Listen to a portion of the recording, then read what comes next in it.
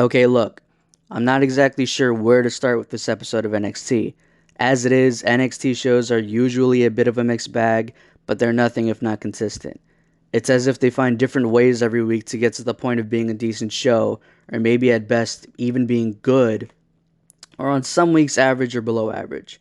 And for as much of a fan of NXT as I am for being the one brand in WWE, maybe next to NXT UK, that's truly worth watching, they do have their faults in their presentation. The biggest one perhaps being a lot more boring on some weeks than I'm readily willing to admit.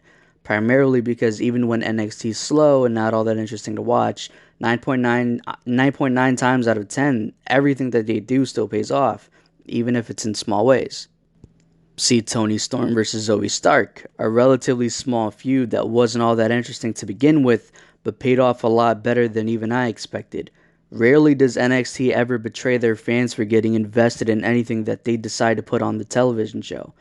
And if there's anything that I've learned from watching NXT consistently over the years, it's that everything they do is strategic in a way.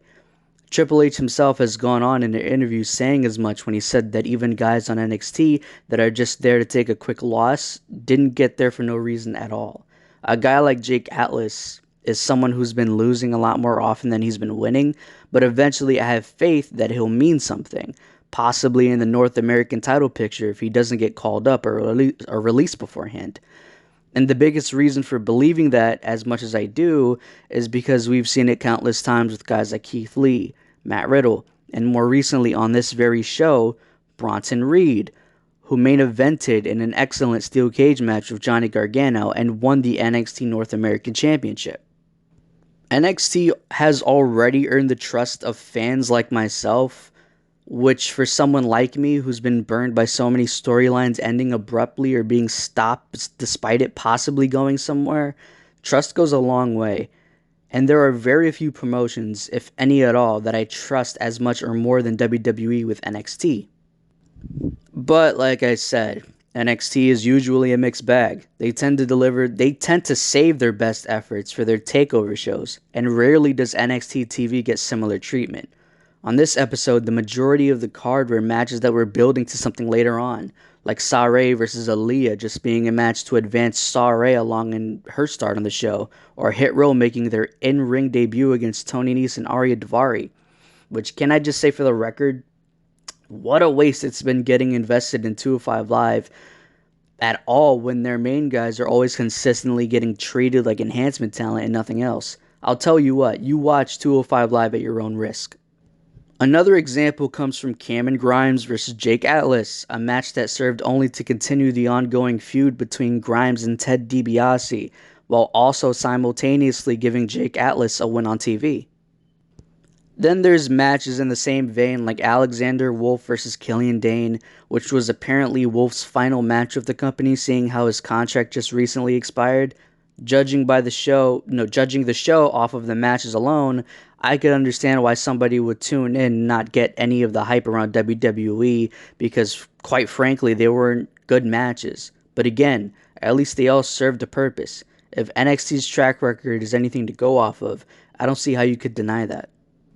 The best matches on this episode, though, were prime examples of NXT at their best, with the opening match between Zoe Stark and Tony Storm delivering a fucking great match, resulting as a much needed win for Tony Storm, in impressive fashion no less.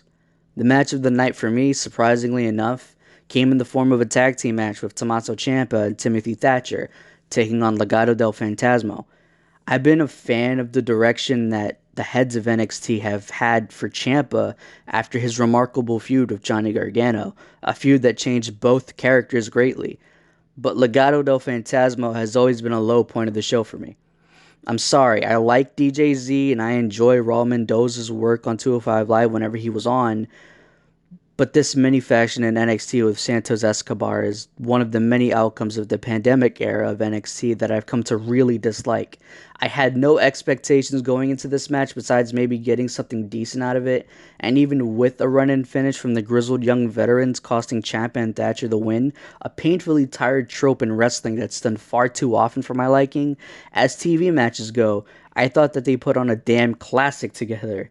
And look, you could probably disagree with me on that all you want, but that Willow's Bell was fucking sick. Can we at least agree on that much? The main event between Bronton and Gargano for the North American Championship in a steel cage match, like I stated earlier, was excellent.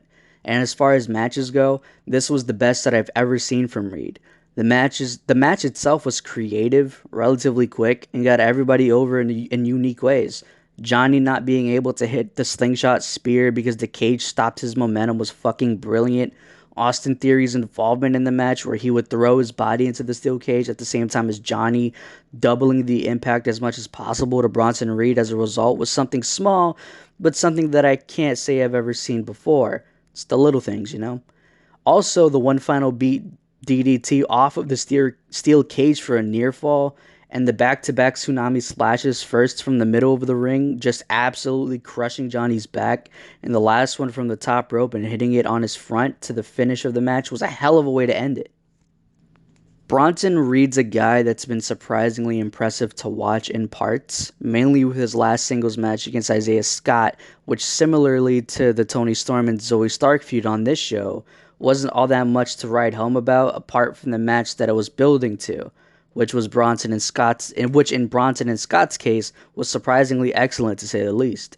Now, I wasn't big on him winning the Gauntlet match at Stand and Deliver, the first match that subsequently led to his big push, and I was convinced that maybe NXT finally got it wrong with him being next in line in the NXT North American title picture.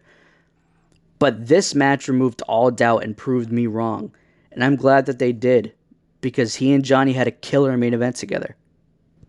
Aside from all that, though, we got more comedy stuff with Candice and Indy, furthering the Index storyline, which I've enjoyed so far. There's not much else other than that I can recall, though. The majority of this NXT card on this episode was pretty mild at best, but totally made up for it with 2 overall must-see matches. In the end, I'd say that the show was alright.